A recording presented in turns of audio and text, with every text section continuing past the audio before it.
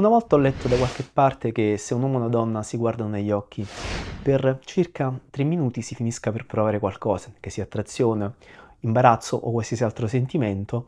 Questo forse è uno dei motivi per cui le musiche tendenzialmente duravano intorno ai 3 minuti o poco più, in modo che ballando insieme e guardandosi negli occhi in silenzio si finisse per provare qualcosa. E cosa c'entra questo con la riflessione di oggi? Beh, come direbbero in un famoso giocapremi, ve lo dico tra una manciata di secondi. Forza! I'm taking it slow, but I just want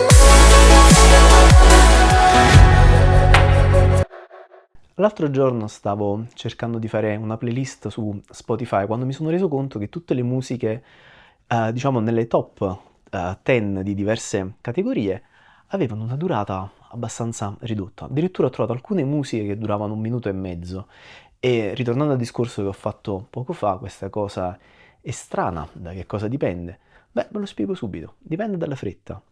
Oramai i social, soprattutto la creazione di contenuti brevi, ci ha abituato a avere sempre più fretta, sempre più velocità e la musica in generale si è adeguata, ha iniziato a far uscire brani sempre più corti in modo che potessero essere fatti balletti per TikTok, perché se tu hai successo su TikTok automaticamente anche il tuo brano viene ascoltato e aumentano i guadagni e questo ci sta assolutamente, ma se si limitasse a quello non sarebbe un problema. Il problema è che siamo abituati alla velocità in tutte le parti della nostra vita. Stavo guardando giusto qualche secondo fa un po' di video tutorial su YouTube in generale che parla di creazione di contenuti e spiegavano dei trucchi per migliorare l'attenzione del pubblico quando si crea un contenuto. Ecco, il primo problema che ho trovato è il fatto del gancio nei primi 20 secondi. Ora che ci sia un gancio per attirare l'attenzione per me non è un problema, mi sta anche bene.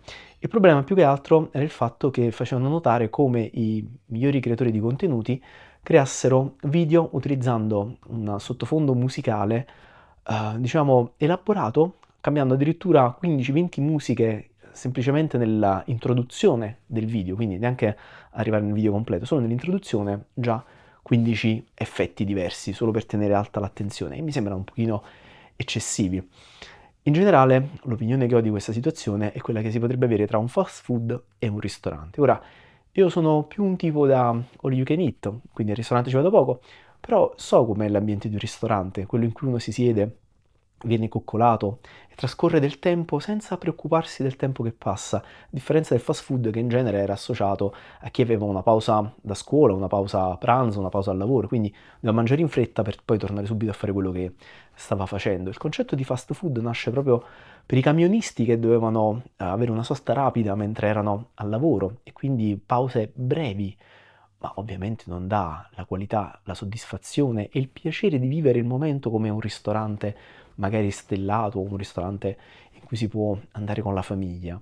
E quindi questa cosa l'ho usata come esempio per dire che la continua fretta che noi stiamo avendo ci impedisce di godere i momenti della vita quotidiana cercando sempre continui nuovi stimoli. Siamo arrivati a un punto tale da cercare talmente stimoli veloci e perdere poco tempo che ho notato che ad esempio in alcuni video che ho caricato qui sul canale, ma anche video personali che avevo messo come storie su altri profili, domande per arrivare subito alla conclusione.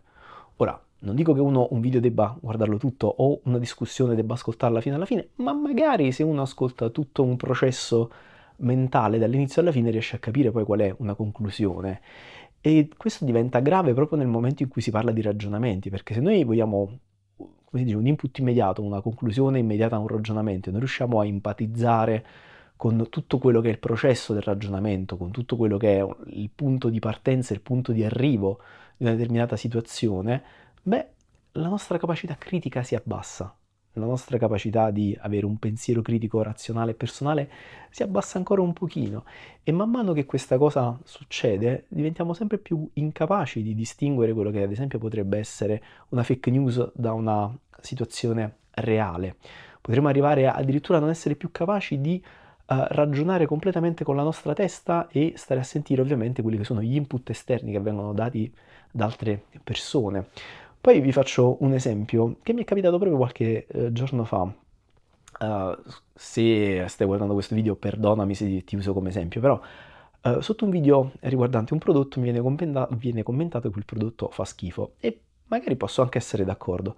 problema è un altro, è che io quando parlo di un prodotto molto spesso lo tratto perché, a parte che l'ho comprato per me, ma perché può essere una valida opzione in proporzione al prezzo.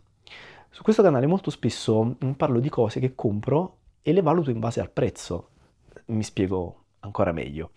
Se ad esempio io prendo una Ferrari e una Panda, entrambe mi portano a destinazione, ma se ho sempre guidato una Ferrari e mi danno una Panda, potrei dire che una Panda fa schifo, ma non è vero, è sempre in proporzione al prezzo. Ovviamente una Panda non costa quanto una Ferrari, il suo dovere lo fa lo stesso, ma ovviamente con dei compromessi. Ed è così come ad esempio si tratta di fotocamere, lenti, luci, qualsiasi altro prodotto che noi andiamo ad acquistare. C'è il top di gamma, il medio gamma e poi la base.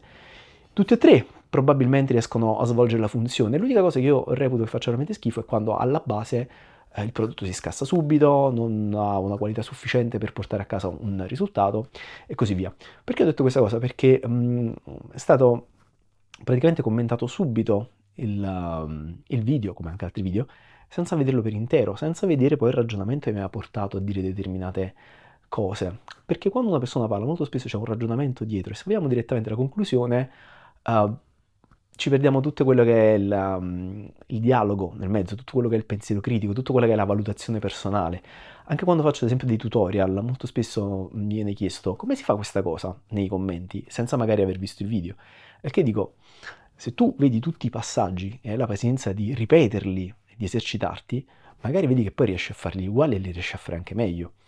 Se io ad esempio voglio imparare, e questo lo uso spessissimo come esempio, a fare dei piegamenti sulle braccia, quello è il tipico esempio di cosa che non potete saltare, perché se saltate l'allenamento, poi i piegamenti sulle braccia non li riuscite a fare, non c'è una scorciatoia, non c'è un modo per arrivare direttamente al risultato. Per molte cose è così, bisogna, come si dice, passare per un processo. E questo vale per alcune cose come vale ad esempio anche per godersi l'attimo. Se io sto ascoltando una musica, questo è un concetto mio personale, a me sta bene che quella musica duri 3 minuti.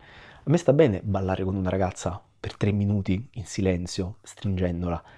Non voglio fare un TikTok di 60 secondi e poi la musica stacca e magari la ragazza se ne va e io rimango da solo come un cretino, per dire, nel senso, mi sta bene che le musiche abbiano una certa lunghezza perché mi sto vivendo l'attimo. E l'attimo non sono quei 60 secondi su TikTok o sulle storie di Instagram e così via. E probabilmente i social e i vari canali di creazione di contenuto l'avranno capito perché vedo che su YouTube, su TikTok, ma anche su Instagram, i reel, gli shorts e quant'altro sono arrivati già a 3 minuti, che potrebbero essere sufficienti per un discorso, ma sono esattamente la durata di come vi dicevo all'inizio di una musica. Quel contatto visivo guardandoci negli occhi in silenzio durante un ballo, per cui si arriva a provare qualcosa. Cosa voglio dire con tutto questo ragionamento? Che la fretta non è mai una buona consigliera. È importante molto spesso godersi gli attimi, fermarsi a riflettere, perdere del tempo. Perdere del tempo è una cosa buona, non è sbagliata. Ci convinceranno che perdere del tempo sia una cosa sbagliata, ma non è così. Io divento molto più abile nel momento in cui mi fermo in silenzio a pensare e tanto più rimango fermo in silenzio a pensare, tanto più il mio cervello viaggia velocemente, ma per fare altre cose, elabora molti più pensieri.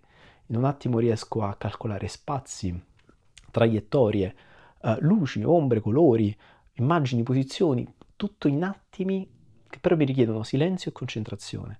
Non fretta, devo stare fermo, devo riflettere un attimo con calma.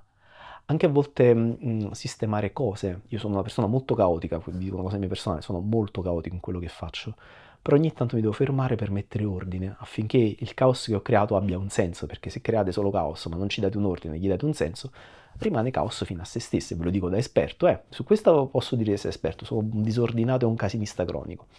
Comunque ragazzi, spero che questo video vi sia piaciuto, spero vi abbia dato una mano a riflettere sul godersi l'attimo, sul carpe diem, ma anche su appunto che gli attimi possono essere lunghi e duraturi nel tempo. Ditemi voi che cosa ne pensate, se preferite la velocità o preferite attimi goduti con calma, con una certa pausa, un po' come stare al mare. Voi vorreste stare al mare 60 secondi o un'intera giornata? Comunque, scherzi a parte, se questo video vi è piaciuto potete mettere un like, iscrivervi al canale, condividerlo con i vostri amici per darmi una mano a far crescere il canale. E con me si va, ci vedremo nel prossimo video. See you next!